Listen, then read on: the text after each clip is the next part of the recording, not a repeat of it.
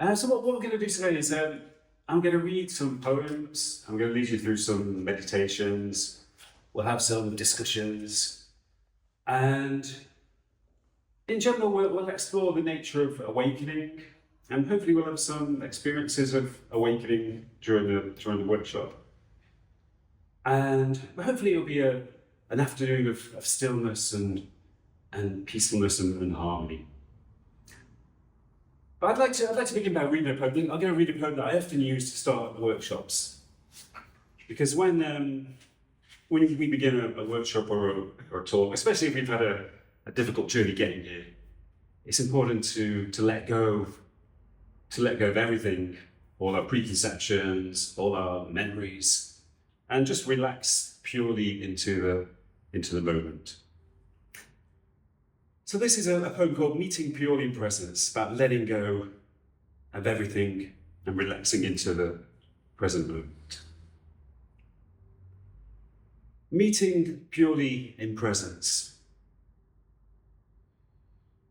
Let's meet without pretense, without hierarchies of status or artificial shows of respect, without trying to impress each other with our knowledge or charm or humour. Let's meet without fear of exposing our vulnerabilities, without being embarrassed by our need for love or pretending to be self-sufficient. Let's meet without the past, without letting our urge to connect be obstructed by old resentments, without letting our natural empathy be blocked by hard, fixed prejudice. Let's meet without insecurity, knowing that we don't have to prove that we're worthy of each other's affection, since love doesn't need to be earned or gained, but simply allowed to flow. Let's meet without intentions, without any designs or goals. No, we don't have to try to relate to each other because we're already related. Knowing that there's nothing we need to do except allow ourselves to be. Let's meet purely in presence, without any conditions or concepts, knowing that in essence, we are the same, and that in being, we are one.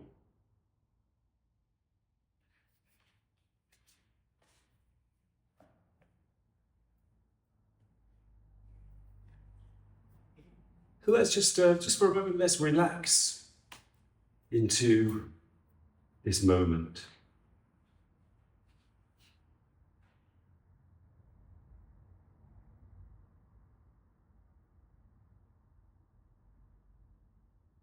There's a question I sometimes ask: what is outside this moment?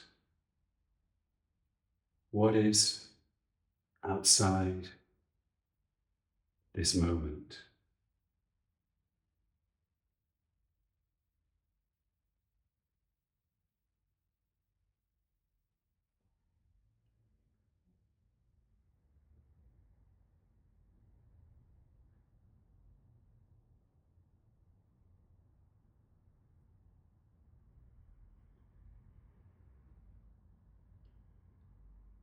And what is inside this moment?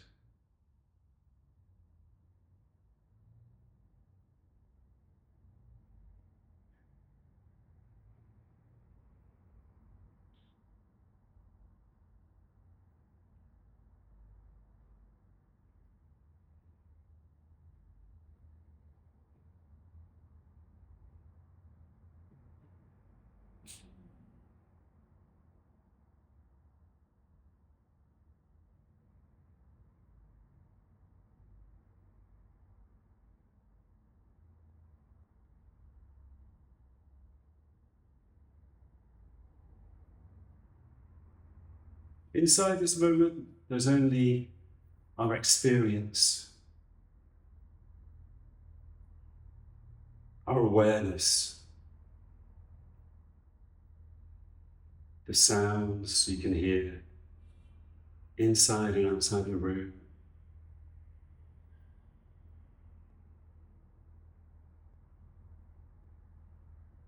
The sensations you can feel with your body, the thoughts that might be passing through your mind.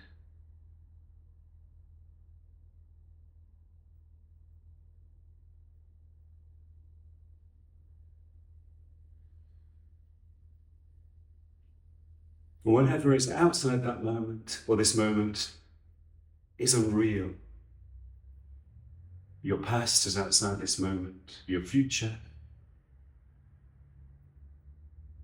the rest of the world is outside this moment.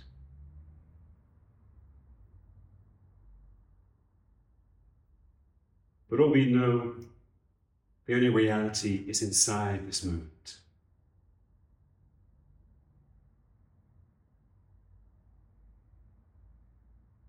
Our awareness of our surroundings,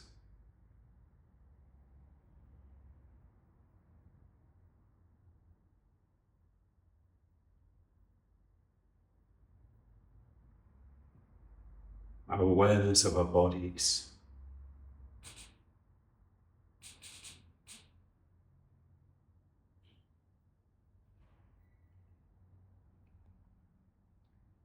and our awareness of our minds and our thoughts.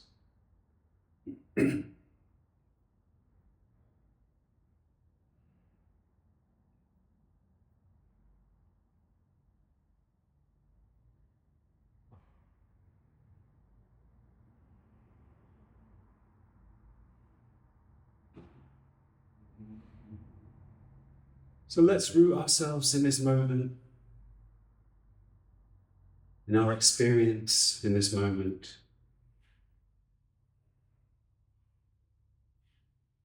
And let go of everything outside this moment.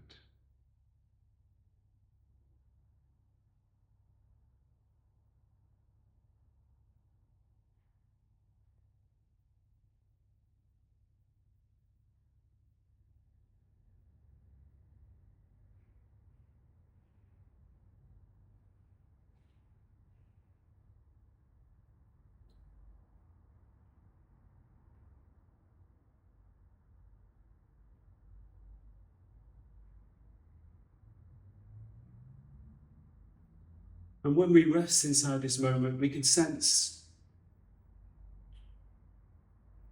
the harmony that lies in the present. The harmony that naturally arises when we let go of what is outside this moment and rest inside the moment.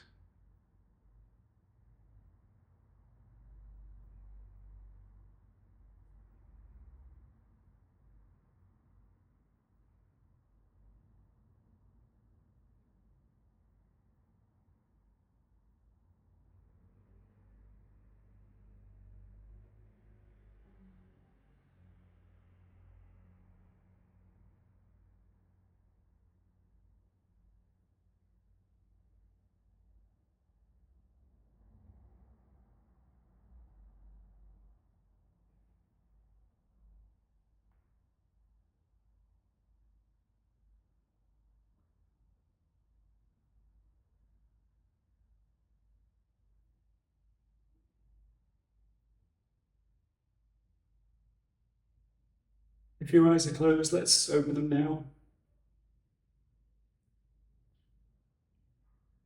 Just take a look around, take a look at the room that we're sitting in.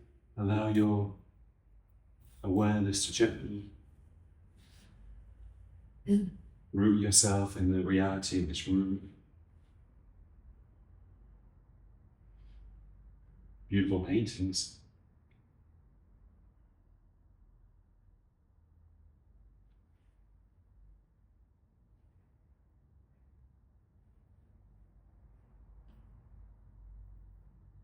Today we're gonna talk and experience spiritual awakening, hopefully. But I thought it'd be good to, before we focus on certain qualities of spiritual awakening, it would be good to clarify what spiritual awakening actually is. Because I was thinking on the train when I came up here that if you asked a dozen or even 100 spiritual teachers and authors what spiritual awakening is, they'd probably give you a slightly different answer. Probably everybody would give you a slightly different answer. What would Eckhart Tolle say? What is spiritual awakening? Eckhart, what would he say to him? I guess some teachers might say that there is no awakening because there is nothing to awaken, there is nobody to awaken, because there's really no self within us. They would say that maybe the self is an illusion. But I in my own, obviously we all have our own interpretations. I interpret spiritual awakening in quite a simple way. I use two simple terms to describe spiritual awakening. Or maybe just before that, actually, if you had to use one adjective to describe a spiritually awakened person, what do you think it would be? Just one quality or one adjective that would describe. I say alert. Alert, so like Krishnamurti. Anybody else? Present. Presence, yeah. Open. Openness, yep. Spaciousness. Spaciousness. Mm-hmm. Yeah. Anybody else? Loving. Loving. Mm-hmm. Maybe attentive. Yeah, attentiveness. Mm-hmm.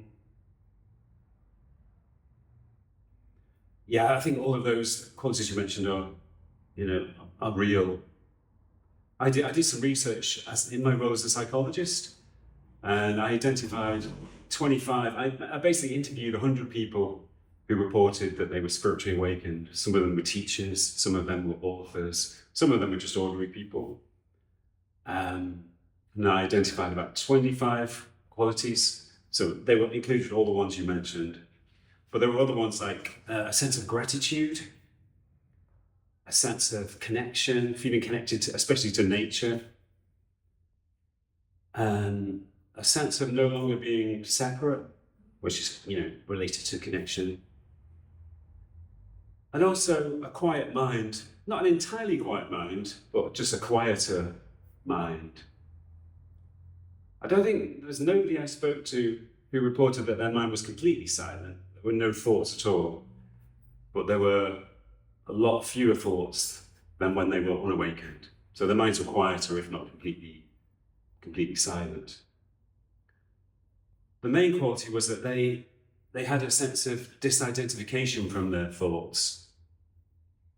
They were aware that their thoughts were not their identity, or that the ego itself, which is created by thoughts, was not their identity. They were aware of themselves as the observer of thoughts rather than the thinker. And obviously, I think somebody mentioned compassion, love, and that stems from that sense of connection and an ability to empathize with other people and sense their suffering, which triggers a desire to alleviate suffering. I sort of found a couple of popular fallacies about spiritual awakening too. Many people think that if you become spiritually awakened, you are passive and indifferent to the world.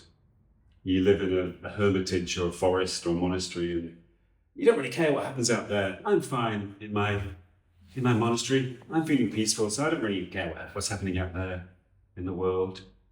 But I found that wasn't true. Spiritually awakened people tended to feel a sense of a desire or an impulse to alleviate the suffering of the world, to make the world more harmonious, to take part in the healing of the world, to contribute in some way to the world. So in general, there was an impulse to give rather than take from the world. So, so when people have a sudden spiritual awakening, which can happen through psychological turmoil, through bereavement, or recovery from addiction, or serious illness, there was a big shift in their orientation. They no longer wanted to accumulate wealth or power or gain attention, or just simply selfishly follow their own desires. They wanted to give to the world, to contribute rather than accumulate.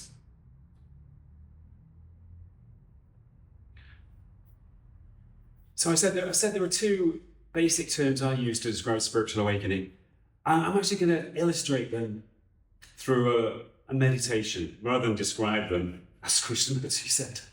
I'm going to try to encourage you to experience them in this meditation.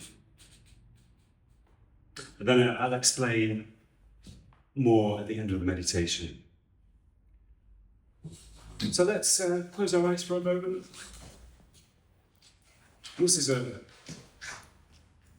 I'm going to guide you through a meditation to illustrate what I mean by spiritual awakening.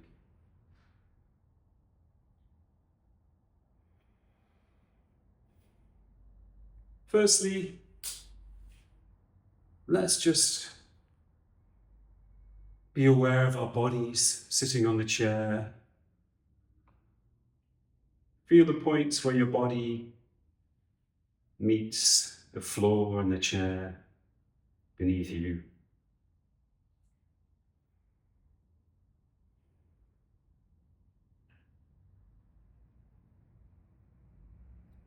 Just be aware of your breathing for a moment. Just feel the air as it enters and leaves your nose. Feel the air brushing the inside of your nose as you breathe in.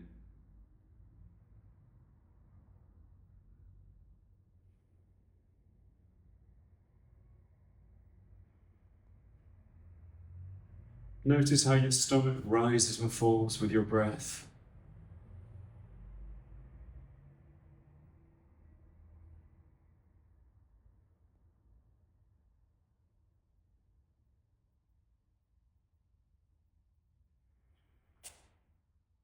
And after your next out breath, let's bring our attention into our inner space, into our minds.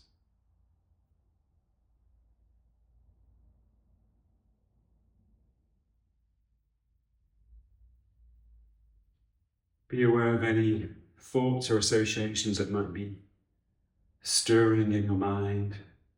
Just observe them for a moment.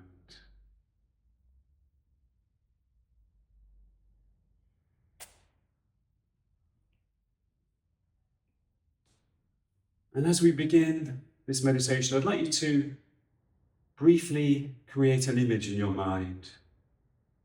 I'd like you to picture the surface of the ocean, the turbulent surface of the sea, with waves rolling and crashing, foam spraying. You can hear the roar of the ocean too.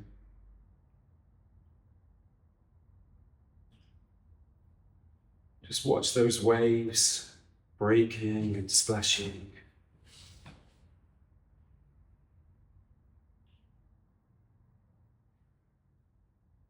And as you watch them, be aware that just beneath the surface of the ocean, there is stillness.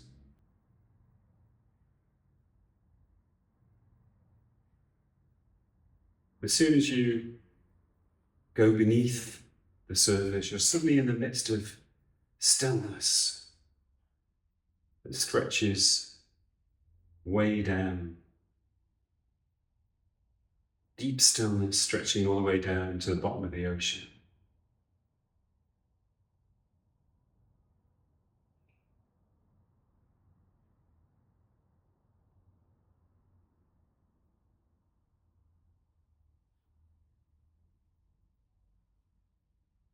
Now, allow the image to fade from your mind.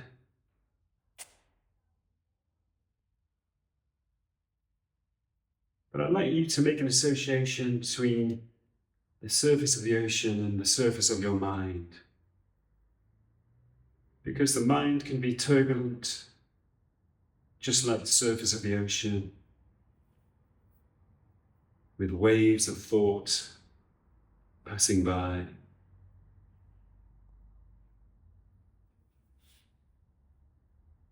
But beneath the surface of our minds, there's a deep stillness, just like the stillness, the deep stillness of the ocean, stretching way, way down.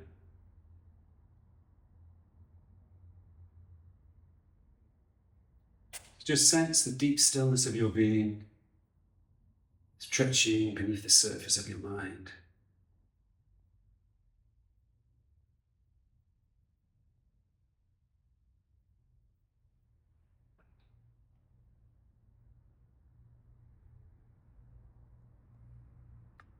And now let's allow ourselves to fall or dive into the deep stillness of our being, just like a diver into the ocean. Let's just allow ourselves to fall into the deep stillness, away from the surface of our minds.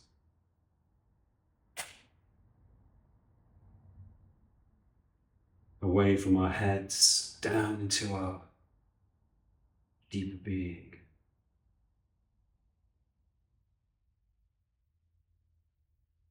You can feel the stillness of your deep being stretching around you.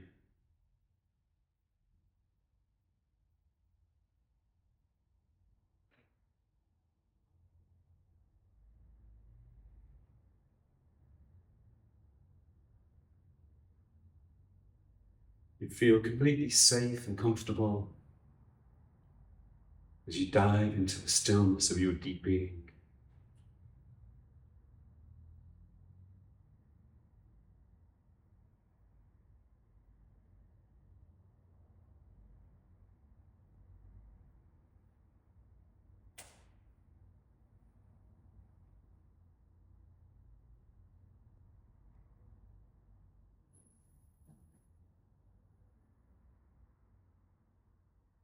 And in the deep stillness of your being, you can sense that you're moving beyond separateness, beyond your separate surface identity.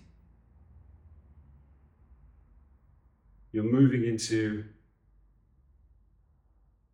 a place of no identity, of no separate identity.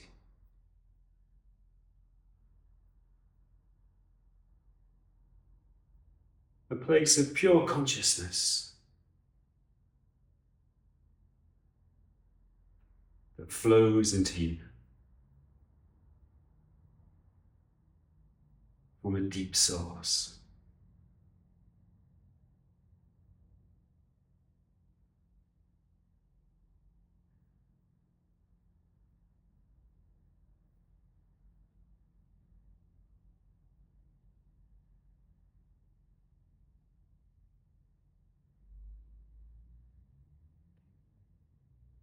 And here, in this place beyond separateness,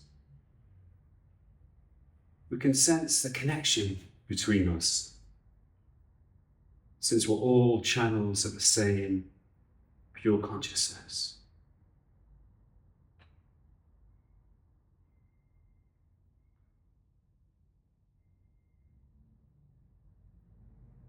We can sense that the same pure consciousness is flowing into us all right now.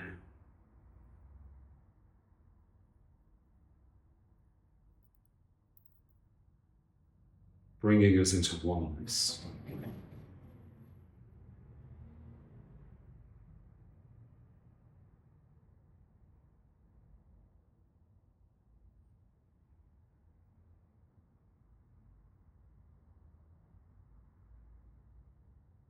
Almost as if we're We're flowing into one another, and we can sense each other's experiences, each other's beings.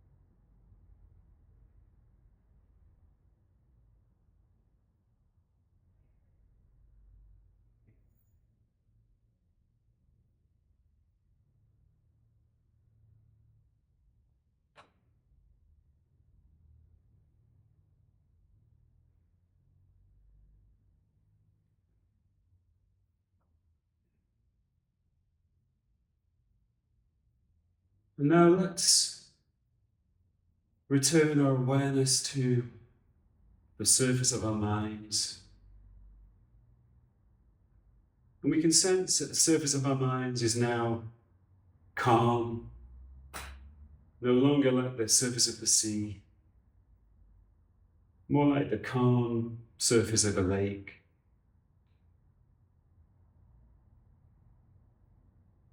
So that the stillness stretching all the way down from our surface minds, down into our deep being.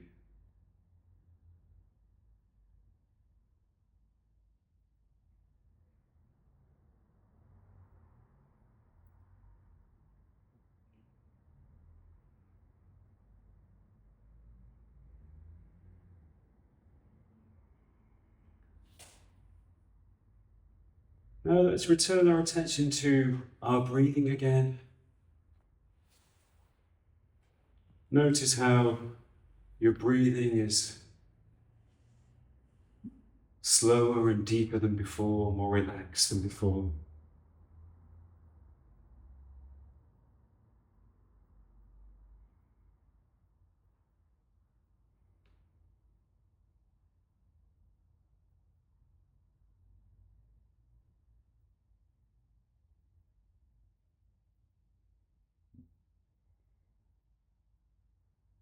And after your next out breath, slowly open your eyes again.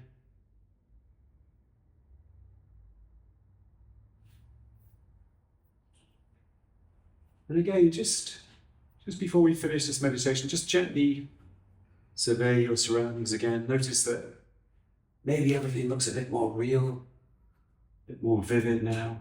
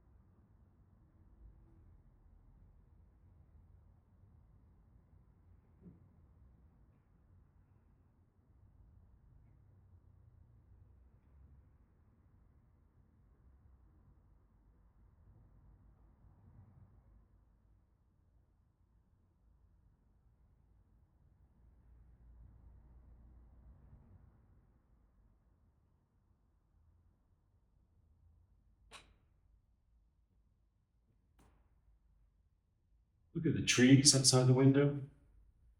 And don't even think of them as trees. Think of them as, well, don't even think of them. Just be aware of them as strange, phantasmagoric creatures.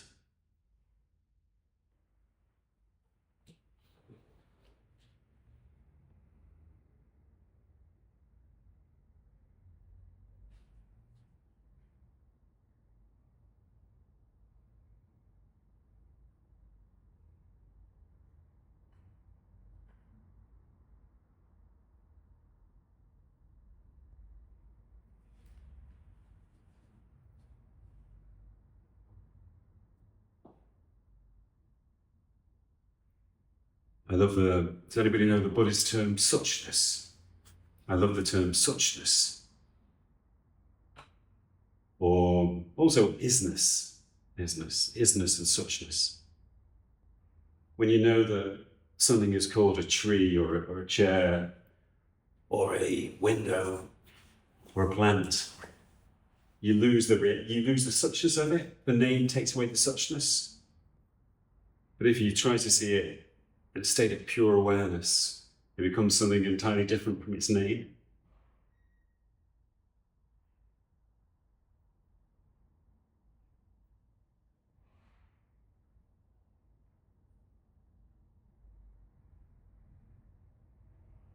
And of course, normally, as human beings become used to the world around them, it becomes more familiar, and our familiarity cuts us off from the suchness of things. One of the great things about children is that children are naturally aware of suchness. And that's why they're so happy and so energetic and alive.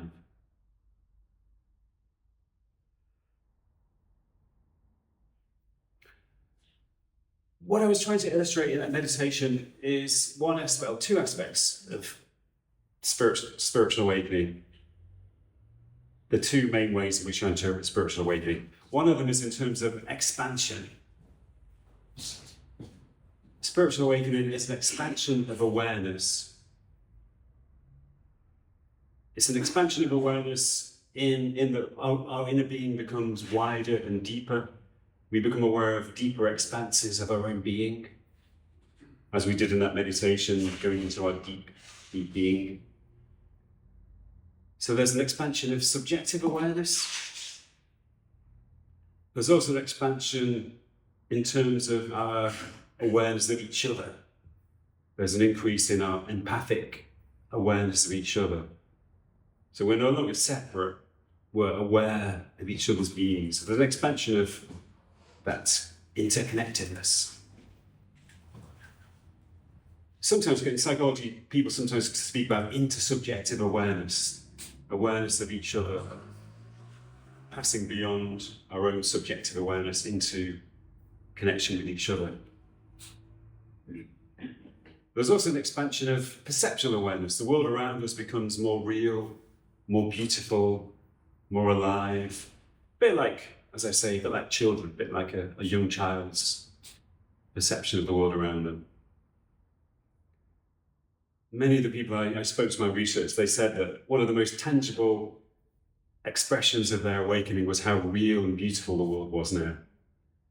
It was as if they didn't really see the world before, but now everything was so much more vivid, especially nature.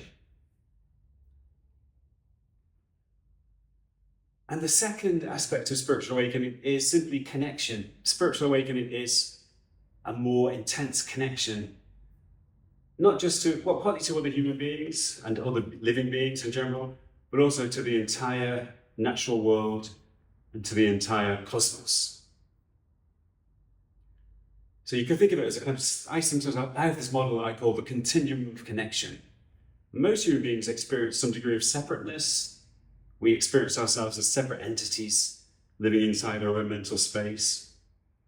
But as people undergo spiritual development, they move further along the spectrum towards connection and oneness, away from separation towards greater connection and greater oneness. So they feel more connected to other people, more connected to nature, more connected to the whole cosmos. And at at an intense level of awakening, there is a sense of complete oneness. The feeling of being a separate entity completely fades away. And there's an ongoing sense of oneness with everybody and everything. So it's important to know that there are degrees of spiritual awakening. I don't think it's an either or. I think there's a spectrum of awakening. Some people, very intensely awakened. Others are more mildly awakened. Not so many people are intensely awakened, but I think, a significant number of people are awakened to some degree.